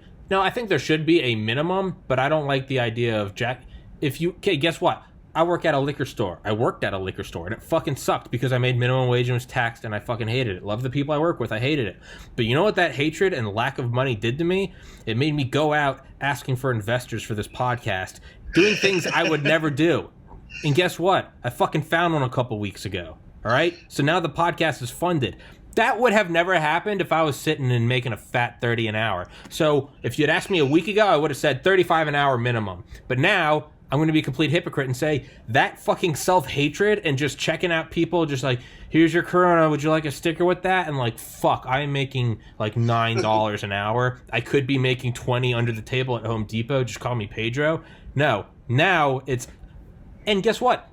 If they want you to stay, fucking offer more. Why can't that? Know what happens when you raise the minimum wage in places? What's McDonald's do? They just roll out automated bots. They just roll out kiosks. You can't just print more money. People don't understand how businesses work, right? People that are employees don't understand how businesses work, right? Oh my God, look how much money he's making.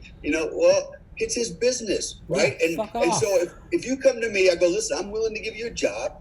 I'll pay you this much. This is how much time I need from you. This is what kind of effort I need from you. Do you agree? Yes. Okay, that's all we got to talk about. How much money I make at the end of the day does not matter, just because it has no bearing on how much money you make. It's what we agreed on, right? See, that's not true. And this is the problem, right? Because if you don't make enough to pay whoever that is, whatever wage you agreed upon, it matters a lot to him all of a sudden when he's unemployed. That's right. And so, exactly. But you know what? At the end of, but everybody's complaining now that, look at these, rich CEOs, blah, blah, blah, blah, blah, and owners of these companies. I run companies, okay? I have one in Indonesia. Actually, it's dead in the water right now thanks to COVID, but I understand how this thing works. And all my employees do the same thing, They think I'm rich, right? And it's like, no, I'm not actually rich. I'm actually doling out a shit ton of money for operating expenses, paying salaries, and all the shits that pop up, like, we got to pay for that now, right? So, and my wife will tell you, sometimes running a business is not that much fun. The only thing it gives me is the liberty to go, you know what? Fuck it, I'm going to walk away. I'm going to do something else. I'm not going to show up today. Or it gives me a little latitude, a little more freedom. But ultimately, you don't, it's a real pain in the ass because you don't run a business at least I don't, from 8 to 5. I run a business 24/7, 365 days. I got to answer the phone at 3 o'clock in the morning when Joe shit, the rag man doesn't show up to fucking work. Like, fuck, man, now I got to find a replacement, and I got to call this guy, and I got to do this. That's a business, right? And people don't think that, the owner of a company should get, that much more than everybody else.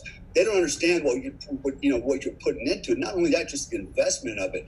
And not only the investment in money, but for example, in my case, when I start a business, I'm investing 57 years of my life and my experience. Yeah. It took me that long to accumulate all that. Well, what value does that have? Okay, it's priceless. But I'm putting that and applying that to a business to feed other people and their families. And it does not, that just does not compute the average person that's never run a business. Yeah. I laugh when I see all these people, Trump's a loser. He had 3 bankruptcies. Yeah, but how many companies did he successfully have? Yeah. Right? Yeah. Hey, did you know Tom? Yeah. Did you know Tom Brady had 11 incompletions? Yeah, but he got to 9 Super Bowls and he's married to a supermodel. Like it's no. With that said, let me ask this question. As we talk, do you really care, honestly, Tom, Dale, and Don, do you really care how much taxes President Trump has paid or not paid? And let me just start it with this. Me personally, I don't care. Okay, as long as he's done it legally. He's a smart businessman. Okay, if he's taking advantage of tax loopholes and deferment of taxes and all this other stuff you can do when you're making lots of money, good on him. That's a reason why he's rich. I mean, do I like paying taxes? No. I mean, there was a time not long ago where I was paying about $340,000 a year in taxes. Okay, that's a lot of money for a guy like me, dude. That's taking your money and it's gone. But I don't mind paying it. I just didn't have the best CPA at the time, and I paid. And as you grow and learn, CPAs and attorneys become very handy when you do start making more money. And so I got a better CPA, and you're like, oh, and by the way, you can do this and this and this, which I didn't know. I'm not a freaking CPA. Yeah. But I'm just curious what you guys think about it, because a lot of people are going to be listening to this like, you only paid $750. I don't care if you didn't pay anything. He didn't pay as long as it was legal. That $750 was totally separate from his business taxes. He's paid millions of dollars in taxes. Yeah. Right. I'm sure he pays ahead of time, just like I You pay did. taxes. If you have a business, Exactly. you have to pay estimated taxes. Right? And Exactly. the government's basically making money, man, off of your estimated taxes, right? You're getting all the interest and shit. And then, so that's what he did. He paid his dues. If he only paid $750 on Donald Trump personally, well, fuck, so what? Because you know what? As a smart business guy, because I do the same thing. When I go out and buy shit, I buy it with my business card. It becomes a business expense. A lot of my personal, my home, okay, my car, that's all tied to the business, running a business. So I can write that off. So most people that are complaining about his taxes just don't understand taxes, right? And they're the dumb masses again buying into the propaganda. Oh my God, how can a billionaire only pay $750? Actually, it's not $750. Right. Due diligence. Yeah. You have to be an idiot. I mean, if you're listening right now, I said it. If you think somebody's worth $1 billion or $2, or $3 billion, whatever he's worth, and he only paid $750 in taxes, you've got to be a damn fool. Yeah. To think that he's getting away with that. I mean, come on. Yeah. So think about what you make. If it's he's no different. If it's legal, this guy has multiple businesses, multiple hotels, multiple properties, golf courses. I mean, it goes on and on and on. He has smart money people managing his money for him, and he's just taking advantage of whatever. Like tax deferred stuff, that's a biggie. I'm not gonna get into all that stuff, but like there's a way to tax defer a lot of stuff, the way you park it and all this crap. But the bottom line is, Joe Teti personally, I don't care what he paid in taxes as long as it was legal. Just like he told when he was doing the debate, he's like, hey, if you don't want me, taking advantage of these taxes, change the tax laws, right? If it's legal, yeah. Who was that? Who did he say that to? Biden. Yeah, I'm sorry. Yeah. So you were in government for 47 freaking years. Change the law if you don't like it. So to answer the original question and sort of make the answer appealing to people who have not run a business, have not been involved in running a business, here's how this works.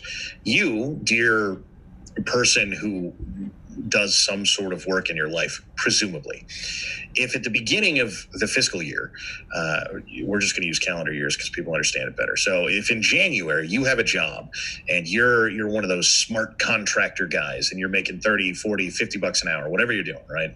Or if you're really good at this, you're making hundreds or thousands of dollars an hour. And in January, that's true.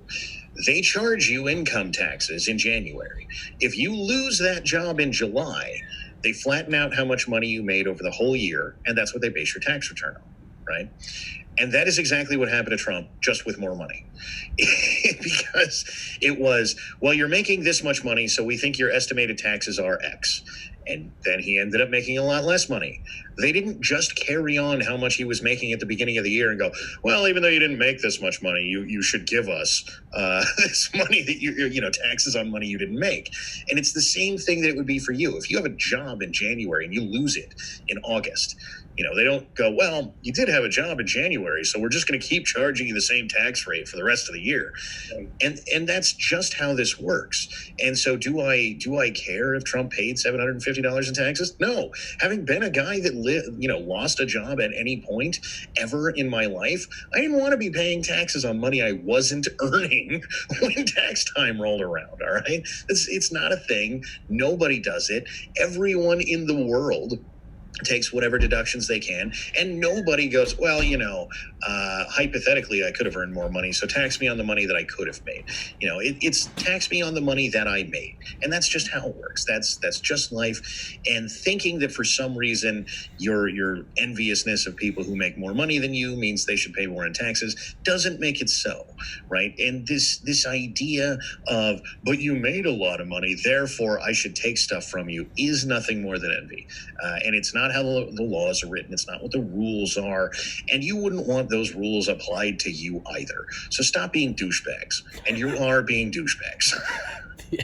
And I agree. And, here's another thing I'd like to say to anybody listening. Whether you like Trump or not, you have to admit he's a pretty smart businessman.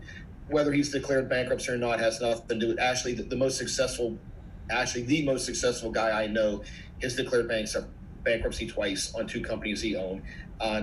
Took advantage of Chapter 11. But anyway, do you think that he is so stupid that he would do something so flagrantly illegal that somebody on the left is not going to be able to find like that and hang them with it. I mean, come on. Yeah. Well, if Trump is to be believed, he's been under audit for 3 years now.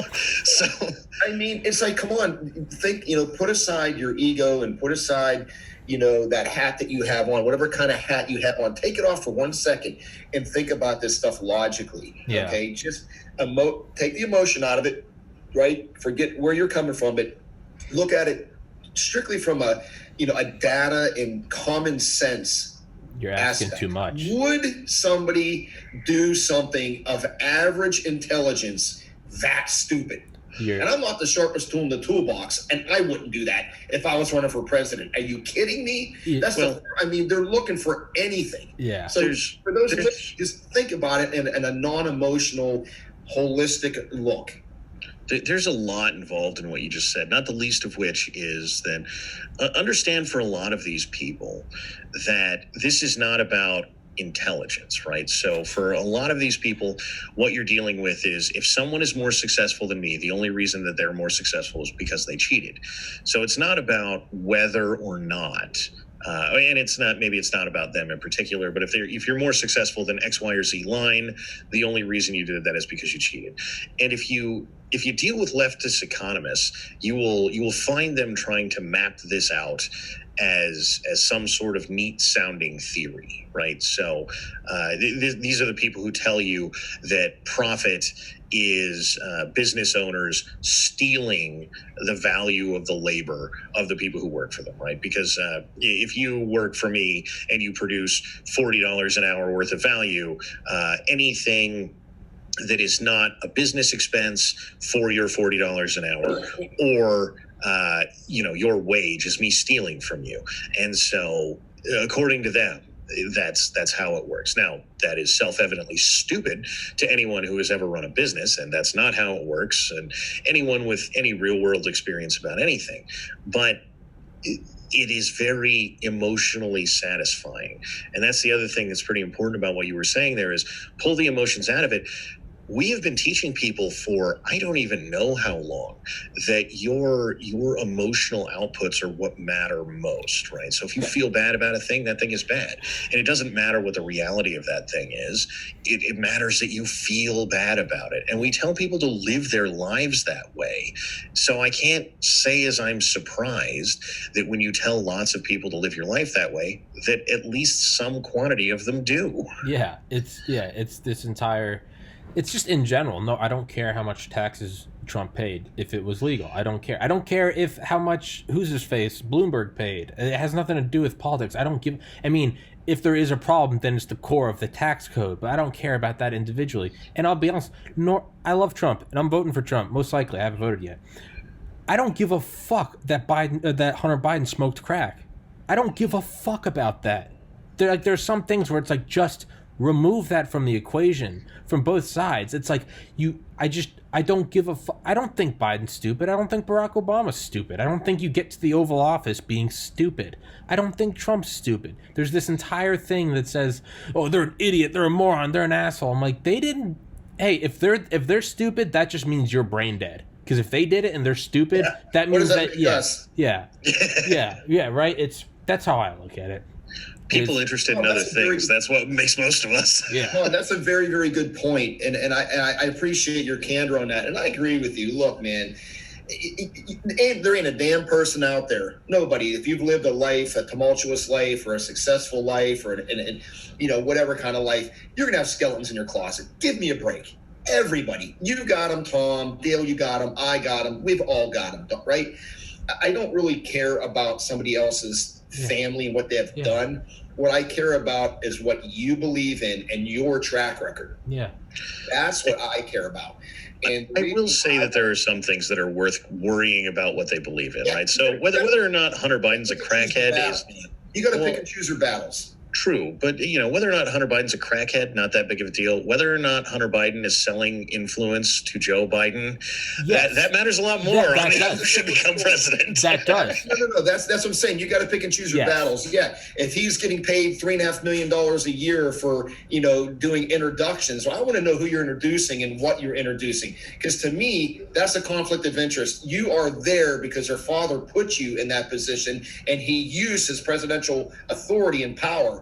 That is a complete conflict of interest. That would be a conflict of interest in business, let alone the presidency. Yeah. Yep. So yeah, you're right, Don. I agree. But I think what people, the point that I was going with Tom is, I'm glad you said that, because a lot of people are the exact opposite. They were looking for anything. Yeah. I mean, anything. They hate Trump so bad, they will look for anything just to throw a dart at him. Where us on the other side, it's like, all right, so the guy, okay, so his son got tossed out of the military, if I'm not mistaken. He got tested positive for drugs. Okay, not a good thing. I know he went to the academy. I think he was in the Navy. I may be wrong. I think he was a naval graduate. Is that what he was?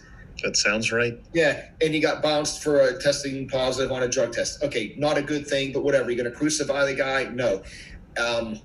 I believe that if it has to do with our country, and if it involves decisions making our country, or you're using your power, or you're influencing other people wrongly, then yes, that's where I draw the line.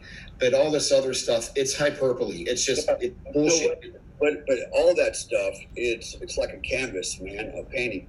It all creates a bigger picture, right? Mm-hmm. So, the whole cocaine thing. Okay, so now we're looking at a man's character, right? And the problem is that's his character, no big deal. But there's a nexus between him and his father, right? And then there's a nexus between Ukraine and China and all these other countries. There's a nexus apparently, and I don't know how true this is yet. I saw some pictures, can't comment if it's factual or not, but now there's information out there that Biden was involved, the son was involved in pedophilia, right? Young Asian girls, right? It was all captured on film, and they're using that as leverage to blackmail. Okay, so think about that for a minute now, right? That's real. Okay. Young Mr. Hunter, if you don't get your dad to do this shit's coming out, and you don't want the whole world to see it, right? These are the problems with that, right? So when you start doing shit, look, this guy, he's a Biden, and he signed up to be a part of the Biden campaign. Okay, the business, he decided to basically become part of this institution of Bidenism, to promote himself, to promote Biden, to make money. So now that he's in it, you will be judged on everything. I will judge you on the crack, the cocaine, the pedophilia, and all your fucking activities, because you created a institution using your father's name. You've already, referenced your father being a part of this organization. So, you basically will be judged on everything. Yeah. Your entire character is at play. And the fact that Biden tried to distance himself and lie, I don't know about anything of that shit, and it was proven otherwise.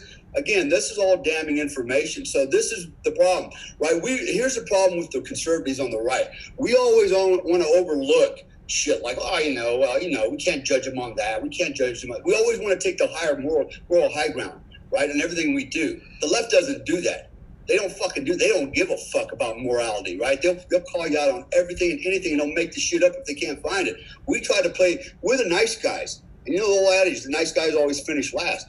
That's what's happening. We keep getting our ass kicked by these lying liberals and the bullshit they pull because we want to take the moral high ground.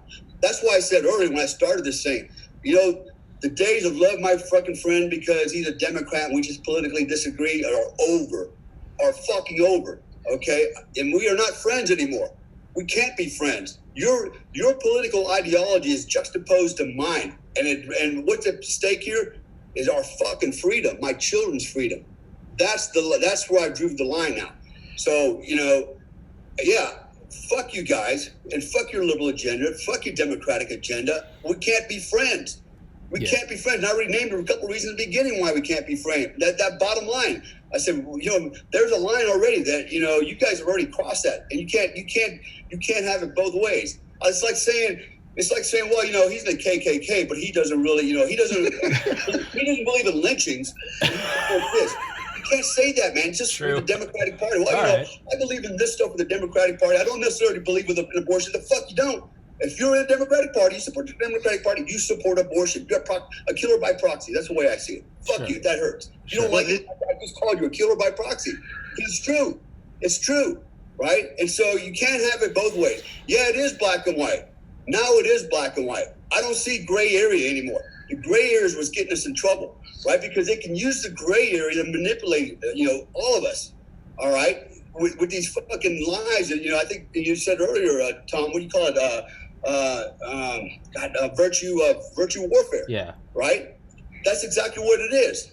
And so, I'm like this. It's a black and white. There's one line, two skirmish lines facing each other. That's it. Yeah. And it's getting creepy. Sorry, Don, I know you want to say something, but it's getting creepy when there's like, it's like yes, queen, like go get it, girl, unless you're Amy Coney Barrett. We no more old white rich men in politics unless you're Joe Biden. And then it's you got 50 Cent coming out being like, "Are you out your fucking mind? 63% tax?" He's like, "Vote Trump." And then you have his ex-girlfriend going out going, "I had to remind you that you're black." So it's, "Hey man, think for yourself unless you're trying to vote for Trump. Then don't you remember that you're black?" How fucking out of this world racist is that?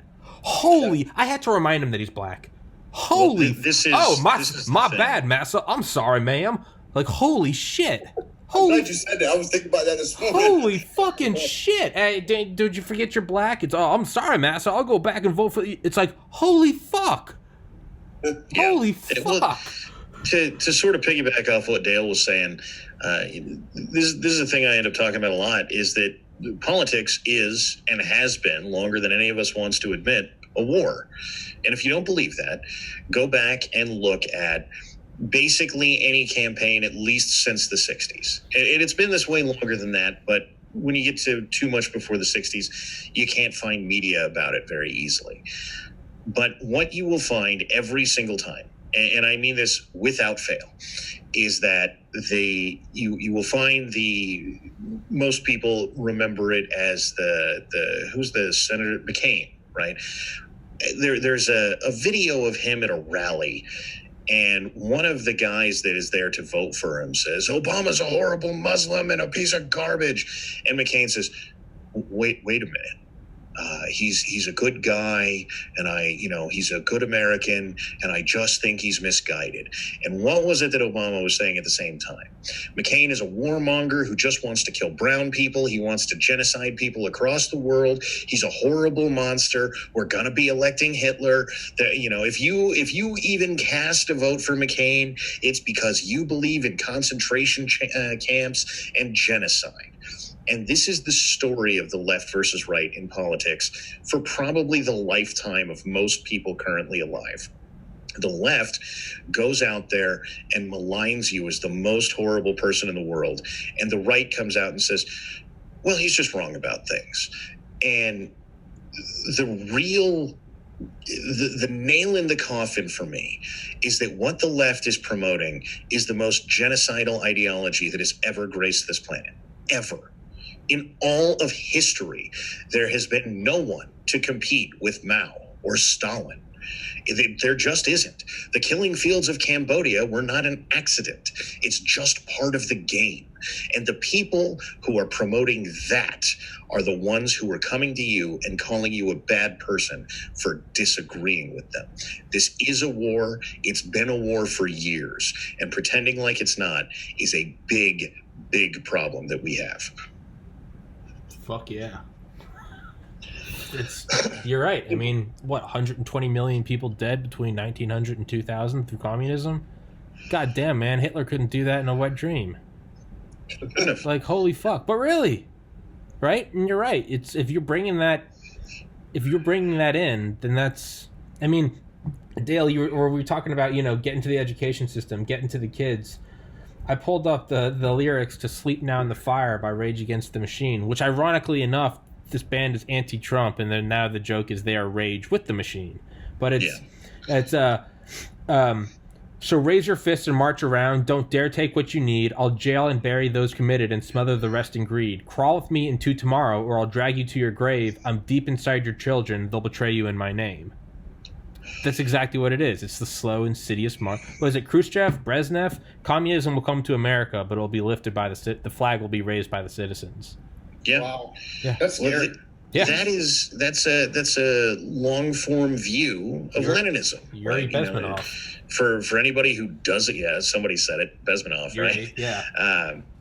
For everybody who's not aware, Lenin was the original leader of the communist revolution. We all know Stalin because he did lots of stuff, but Lenin started the game, and he started the game under the idea that you create all of this social unrest, and then you capitalize on the social unrest to create the communist utopia. And guess what the reality of this is? If you get a Lenin, you get, and make no mistake, AOC is a decent approximation of Lenin most of the time.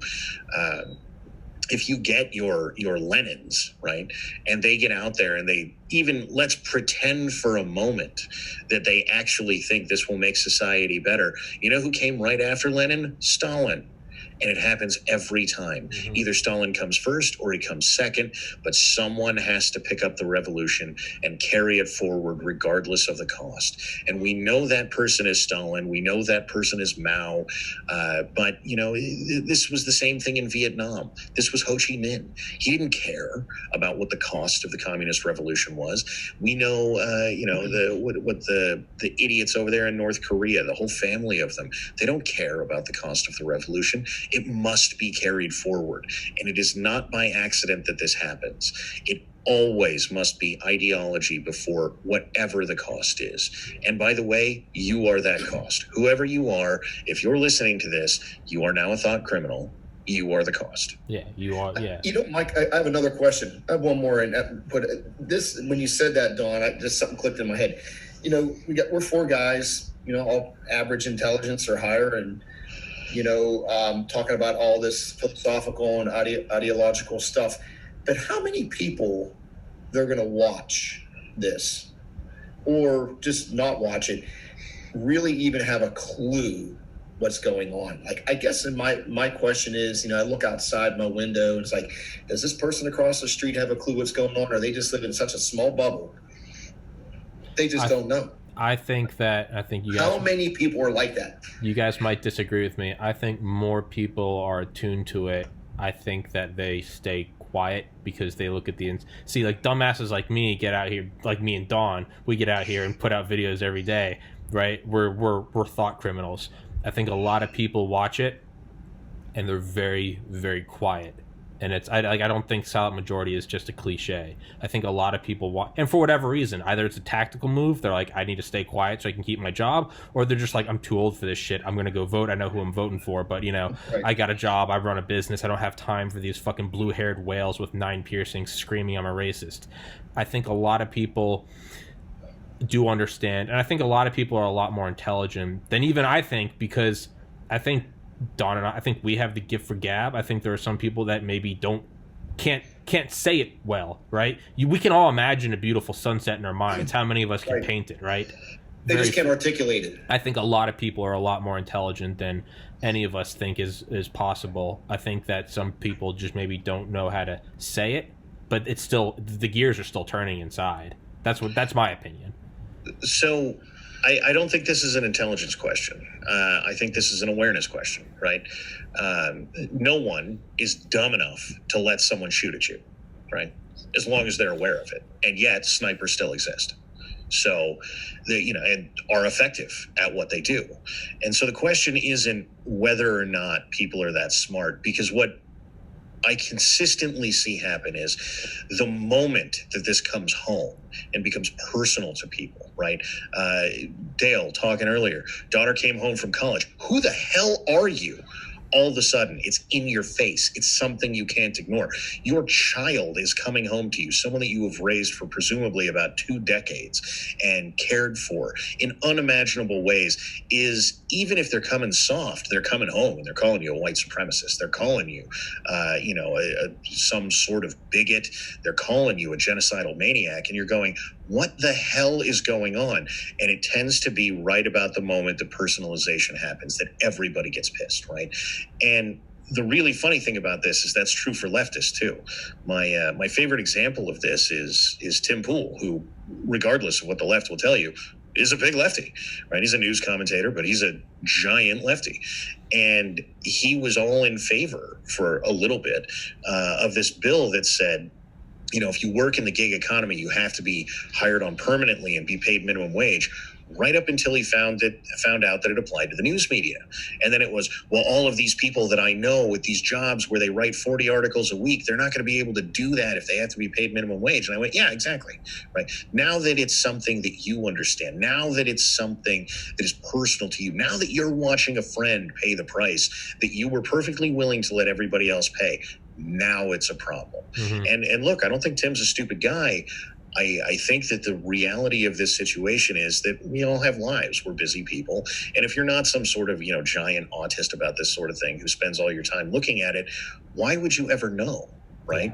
And if it doesn't come home, if it's not personal, if you're a guy who, I don't know, fixes cars, you're a mechanic and you go drink beer on the weekends and you and your friends that are mechanics go out and have a beer. Well, is any of this affecting you? No, right up until it does. Mm-hmm. Yeah, right up until it does.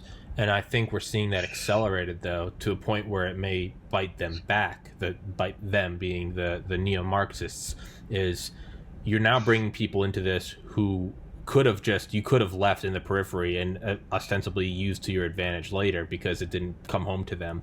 But now with social media, now with just general screaming at everyone, now people who had nothing to do with it, who are just, hey man, I do my thing, I go fix my cars, I whatever.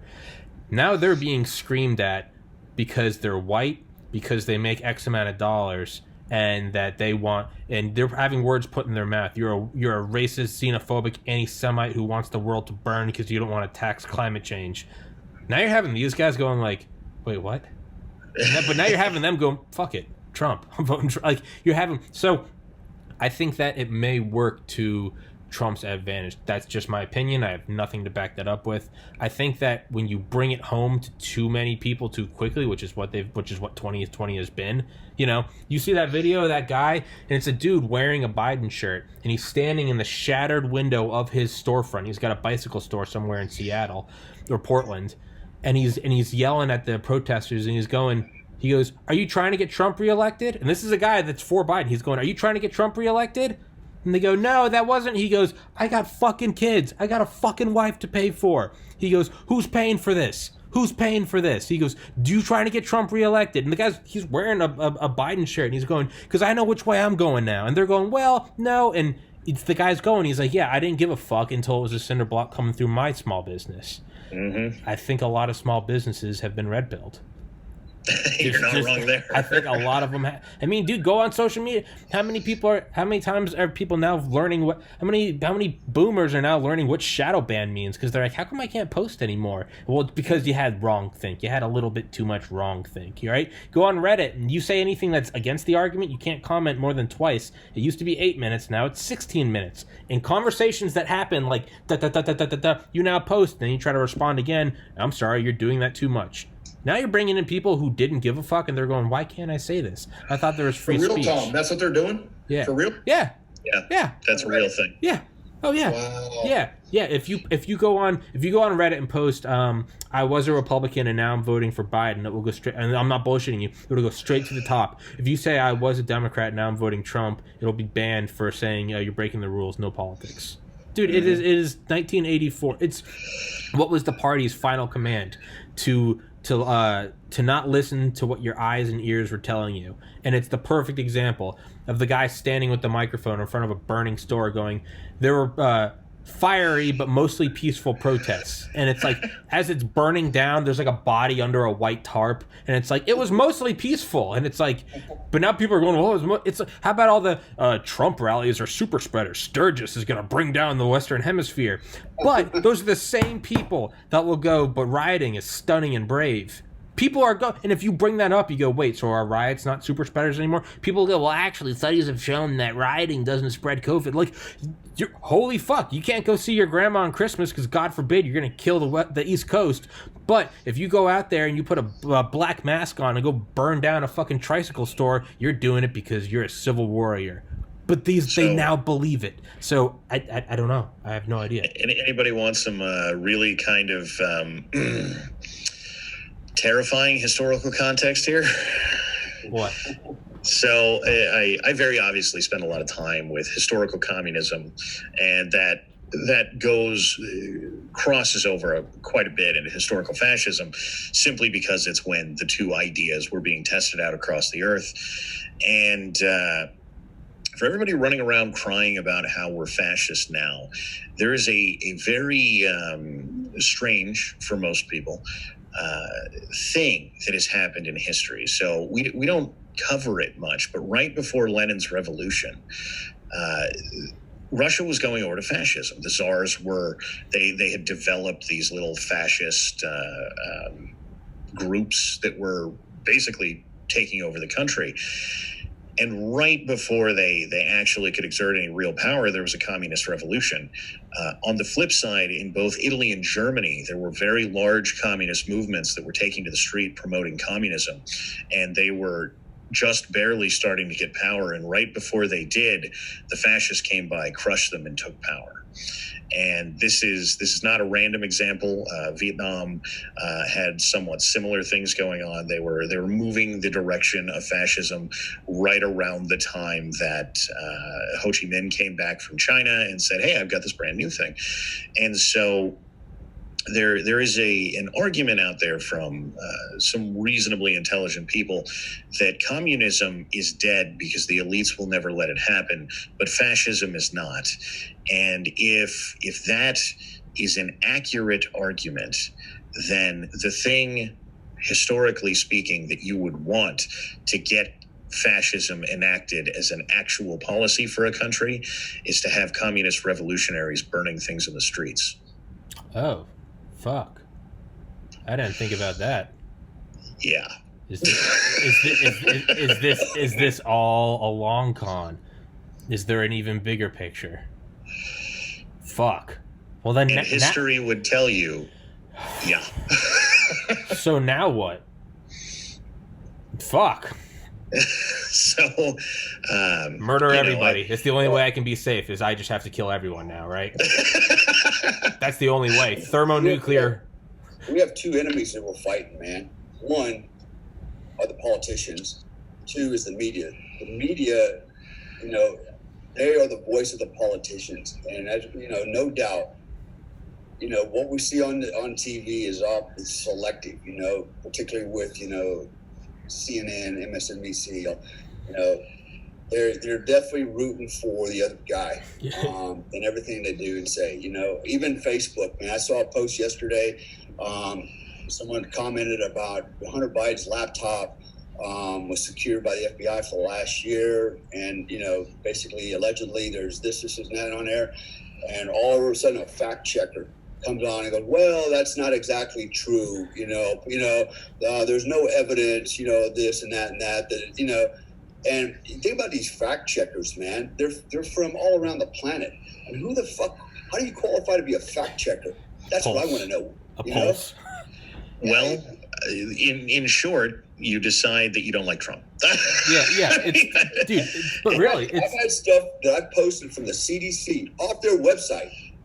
No commentary other than, look, here's the number. CDC said, right, 70% of the people that got COVID actually wore masks. 3% that got it that were not wearing masks. And that's yesterday. Another report came out from another college said, masks fucking work. It's like it's just back and forth and back and forth. But if you put anything on there, like in that, what I did from the CDC, when it was straight from the CDC, was flagged as basically, not enough. It's false information. I'm like, it's right there. That's a screenshot, right, with the circles on it.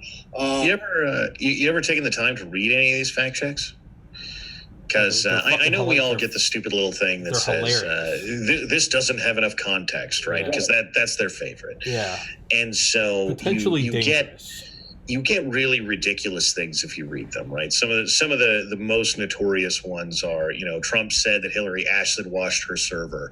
And so the fact check was Hillary Clinton did delete all of this stuff off of her server, but she didn't use a corrosive substance to do it. Like, bro, no one thinks that. Shut up. Yeah. What about the one yesterday? Trump claims he brought 55,000 jobs to Ohio, and it was mostly false. And they said the real number was 55,137, which is 137 off from 55,000. Doesn't matter that it was more. It's yeah, but there were more numbers, right? So Trump said 55,000, and then presumably 3 zeros were there, and it was 137. So if you count, that's 5 numbers that Trump said, 3 of them implicitly, and those 3 that he said implicitly, those were wrong. So it's mostly false. It's fucking insane. It's absolutely insane. And then sometimes they're getting even bolder. They'll be like, Hunter Biden said that that he like never worked for China, or Trump said that Hunter Biden took money from China, and it will say mostly false, and then it will go on, it will have a long paragraph, and then it will just say because Hunter Biden worked for China. They won't even try it. They'll just say false and then give the exact answer that was initially put forward. Yeah, it's just, dude, it is. I mean, dude, that's why people hate on them, but dude, that's why Project Veritas does what they do, because there's nothing you can do other than just having a video of someone talking. That's what they said. That's what the guy I had on, Jack Garcia, said. He goes, I wore a wire. He goes, because to me, if I was going to go risk my life being undercover, I was going to wear a wire, because I'm going to get them talking. If I'm going to risk my life, I'm going to at least get them talking.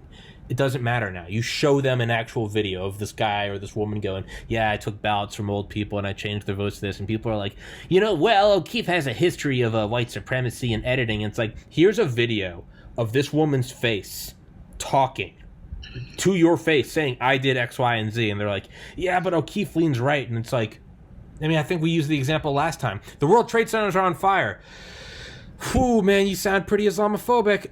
I guess you're right. They're now collapsing. Oh, man, Yahweh is pretty similar to our God. And it's like, I guess you're right. I guess, the nuclear flash is expanding. Hey, you know what? America has people, too. It's just as Hiroshima's vapor. I guess so. It's, hey, these Nazis are taking us away. Hey, Nazi's a pretty mean term, Dad, okay? Ow, they're putting a tattoo on my forearm. I don't know why you got to be mean to these guys. Like, holy shit, they're giving us showers. Like, that's how it is, though. It's the party's final command to ignore what your eyes and ears are telling you. Hey, Tom, and the rest of you guys, this is Circle Back. You were talking about Reddit, and I just stepped off screen real quick, and I see what you're talking about, but there's actually a site out there right now called Parler, Parler. Uh-huh. You need to go check it out. It is completely unbiased. You can put whatever you want on there. Go check it out. It's a pretty new site. All right. But I think it's a social networking site, Parler, Parler. I think, Tom, you'll really enjoy it. But I see what you're looking at Reddit. That's complete bullshit. I'm never going on there again. Yeah, dude, Reddit took $300 million from Tencent. Tencent is primarily owned by the CCP. Reddit literally took $300 million from China. Like, it doesn't... Yeah, but you know what? Trump's an asshole. And it's like, I don't know what else... Well, they just said... I don't know what else to say. Dale, sorry, I interrupted you. Dale was talking earlier about how we're in the long, it's come up a few times, but Dale likes to harp on it, so I'll give credit to him, that we're in the long war with China, but they're doing it fiscally and politically as opposed to kinetically. Pandemically. And if I'm not going to try and convince the rest of listeners that that's true. It just is, right? But Tencent is effectively the first Marine division of China. That's what they are, right? They send them places and they have them go out and wage this war. That's who Tencent is. And if you don't believe that, go look at their history of buying majority stakes in companies and then mandating that the companies support China. Yeah. It is a near 100% certainty that if Tencent ends up with majority share in whatever you're doing, you will be China's bitch within 5 years. Yeah. Yeah. Let me add something to that real quick. So, two things I want to say. One is Lenin. Lenin said that the end state of socialism is communism. So, if Biden wins, I suspect down the road there will never be any more podcasts like this. And you will be censored for sure. If not, we're arrested. That's the future. But the second part about what you just said, Don, about the Chinese. The Chinese are here. They're buying they've been buying all kinds of shit. And guess where they really are? They're in Hollywood. Guess what they're buying? Production companies. They got stake in all of them. Not only the Chinese, but the Russians as well. But what they're doing is managing content. They're literally doing that, going, okay, you know what? You're not putting this, you're cutting this clip out. We don't like this shit, right? So they're actually managing that. So what they have done is they've taken this to another level. All right, now what are they doing? They're using media. They're inside our own fucking media machine. Yeah. Fucking shaping the way we think through movies. And look, most people's reality is based off of television, what they see on TV, the news, movies, and shit. They think that's reality. And guess who's controlling a big part of that? Guess who the stakeholders are, man? Well, there's a brilliant, if you really, maybe it's giving it too much credit, maybe it's a little too tinfoil hatty, is you got to think, I was about to say what Dale said, most people get their information through their screen, right? Well, if you can control the screen, as opposed to, it's much easier to control the screen and then control what they think is reality than control reality itself, right? Well, what other way, then how do you get the whole population under the thumb of a screen? I don't know, maybe a pandemic where everyone's locked inside and you can only use your phone. God damn if that doesn't make the hairs on your neck stand up a little bit. And then furthermore, China is the number one hub of human trafficking and organ harvesting. I just had on a woman the other day who's the head of Win This Fight, WTF.org. It's an anti-human trafficking fund or awareness fund, an international one in that. Human trafficking is up 40% under COVID. Well, goddamn, man! If it's kind of weird how human trafficking is the number one, the country with the number one most amount of human trafficking, the number one most amount of organ harvesting and organ transplants, just so happens to be where the pandemic came from. I don't know, man. I'm not Sherlock Holmes, but I'm getting a funny feeling. So to the and sorry, Don. Hey, let's wrap this bitch up in 9 minutes. Well then, I'll just skip that story. Oh well, fuck me. Way to make me feel like a douchebag. No, tell the story. I was saying it for y'all. So I got nothing doing. So I used to get a lot of, and I sort of used to be one of these people who, well, it's just fantasy, and nobody takes TV seriously, right? And if you're the kind of person who thinks that, it doesn't happen very often that kids teach you something quite so ridiculously seriously as this. But when my son was young, he came to me one day just out of the blue and he said, "Dad, why do Russians all have machine guns?" And I said, "What the hell are you talking about? Gun control is kind of a thing in Russia. They don't have machine guns. What? He said, "I don't know, Dad. In all the TV shows, the Russians have machine guns." And this was after I got out of the military, which notoriously, if you have been in the military, watching war movies is a problem for basically everybody, screaming at the TV, "It doesn't work like that, you morons." It's good times for, I'm sure, all vet spouses everywhere. Yeah. And I started thinking about this and thought, it's not just my, I think he was, 6 years old or something at the time, son, because this is the same sort of argument you get from gun control junkies, right? This gun has 9 billion rounds per minute. Like, well, it doesn't, right? And it turns out that magazines have a 30-round capacity, so it's really hard to get one to kick out 25,000 rounds, right? Yeah. Your finger falls off before you get to that number. Yeah. And I don't care how long you've been pulling triggers. Yeah. I've shot a lot of rounds and did 25 grand. It just, by that point I'm down to the pinky. Yeah. And if I even have that.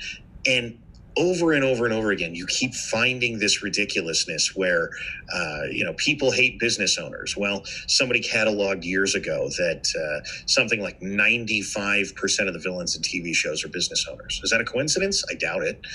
And it's just over and over and over again. So if you're one of those people who is going to say, people don't actually believe what they see on TV, you lunatic, well then stop and pause and find out how much what happens on TV versus what's in reality is what the people around you think. Because as often as not, you'll find out it's what happens on TV is the guiding principle here. Yeah. I mean, I think the point that always drives me bonkers is, and this is an objective fact. 1 + 1 is 2, okay? The sun is 93 million miles away. Donald Trump is the first United States president to come into office in his first term pro-LGBTQ. That is a fucking fact. Anyone else tells you that, or you say that to anyone else, it's, no, he's rounding up gays and putting them in prison camps and having them butt-fucked by polar bears. That's exactly what it is, right? But he's the first one. That's an objective fact. That is not disputable. But even that right there, if you bring that up, you can see it start to short circuit. And it's Trump's against the gays. We have to fight Trump. It's the only way, because otherwise, no. There are just certain things that are not true, and there are certain things that are true, and that is getting twisted now. You're right. That's the true weaponized power of propaganda. It's at a certain point where I don't know what's going to happen, because what I thought was like bedrock of like we can't go below that because certain rationale is like, I'm holding a lighter to your hand, Dawn, I'm lighting your hand on fire. Dawn's going to pull his hand away. But now I'm seeing examples of people being like, I have a lighter under the hand, and they're going, there's no lighter. They're going, oh, fuck, I guess so. It smells good, something's cooking, but no, there's no lighter. Well, now that's happening, and I don't know what is up for. So I do know, though, is that there is a good chance that if we go into the Chinese Communist States of America, you guys are all going to be in prison camp with me for being on this podcast. So nope, it's nope. Yeah, you will be. Nope, not getting captured. Oh yeah, I'm going out. Yeah, no, you'll know when they try to raid my house, because I'm going to take out the whole cul-de-sac with a bomb. Yeah, shout out ATF. Yeah, I'm not going that way either, Tom. Yeah, I'll say this in closing too, because I know we're all going to wrap up. Yeah, you brought up a very, very good point. The lines are so skewed. There is so much smoke and mirrors out there, even for intelligent men like us. It's tough to decipher. So think about us and somebody who's maybe not up to speed.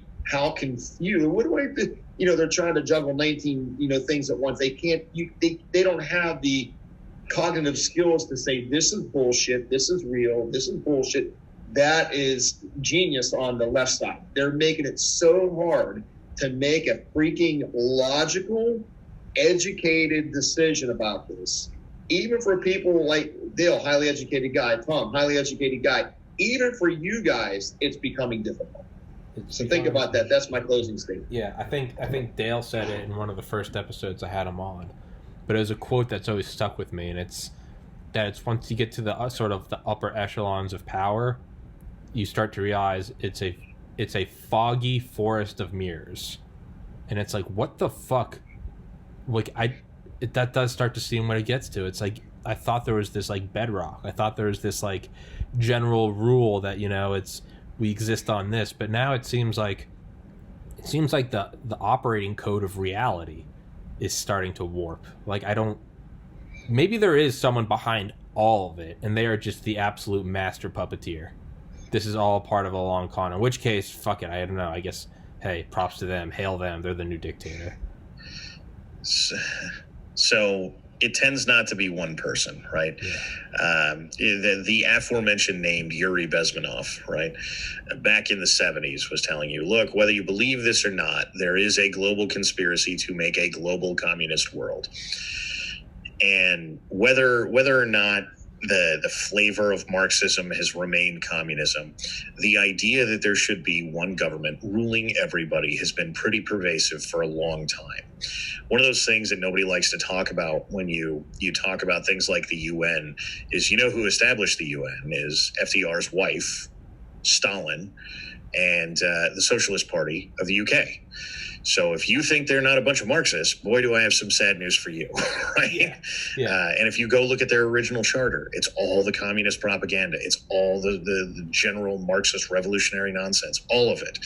From the very beginning, that's who they've been. I know, oh my God, get out your tinfoil hat. Go read it yourself. It's still on their website. So do I think that there is one, do we get the final boss? Do we get to everybody stand in a line and fight the one guy at the end? No. Are there lots and lots of people who have been pushing this for a very, very long time? Yes, there are. And this is a thing that we should probably get comfortable with, is that it's not about one guy. Because if you think you can cut the head off this snake, they've been doing this too long. They know damn good and well. This is probably their lesson of the Soviet Union and Maoist China, is that if you place all your faith in one man, you eventually lose. And this is why they are so fond of groups of their committees and that sort of thing, and why Antifa works the way it does. There is no one that you could kill or imprison that would stop Antifa. You would need hundreds, maybe thousands, because if they decentralize in this way, you cannot stop them in any sort of traditional way that power stops this nonsense. Yeah. Dale, closing remarks? To that point, it's a unified intelligence, man, at a higher level that has decentralized command, right? It's like they're getting their cues from, the Chinese, the Chinese and the Russians, but it's not scripted. Well, it is scripted to some degree, but there's no one guy, giving direction. It's basically, in the military, we have an operations order, right? And when we do a situation mission, the mission is, what are you going to do, right? What is the commander, what is the mission? Go attack that bunker, right, by 0800. But then underneath there's the commander's intent. It says, look, if you can't exactly do it at 0800, this is my intent. I want this done, okay? And that's really what it comes down to. So there's no real straight mission statement. It's basically, what is the intent? The intent of the guys pulling the strings. And so when you do that, it is decentralized, and you give your paramilitary arm a lot of latitude to get the job done, and they do it any way they want it, right? Yeah. So that's where we're at. And so there's no one guy or even a cluster of guys to go after and take out and cut the head off this thing. We've got to kill the ideology that has been basically planted 50 years ago and it's grown into a fucking jungle. And we got to figure out how we're going to cut down this whole fucking jungle. And, and so we're going to have to deforest somehow maybe, but we got to figure out how we're going to do that. And that's going to be the challenge probably for the rest of our lives. I just thought of the most poetic beauty. It's we got it. It's grown into a jungle. It started as a weed. It grew into a jungle. How do we deforest it? Well, how do you use defoliage? Agent Orange. Agent Orange. Orange Man bad. I am Agent Orange. Agent Orange. It's just Trump's face as a cloud. Yeah. Fucking Agent Orange. It's. Well, I don't know how we can go off on a better note than that. So, Dale Comstock, Joe Teti, Don the Pleb. Joe Teti's book, Lone Operator. Joe Comstock's book, American Badass. Don. He's got a YouTube channel too. Don the Pleb, Plebeian Media. I'll link it. Hey, everybody, stay safe out there. Don't kill each other unless it's in self-defense. In which case, fucking mag dump. But hey, stay safe out there. Love everybody. Be good. God bless America. And fuck Marxism. Right. So, you guys have a good one. Amen. Peace.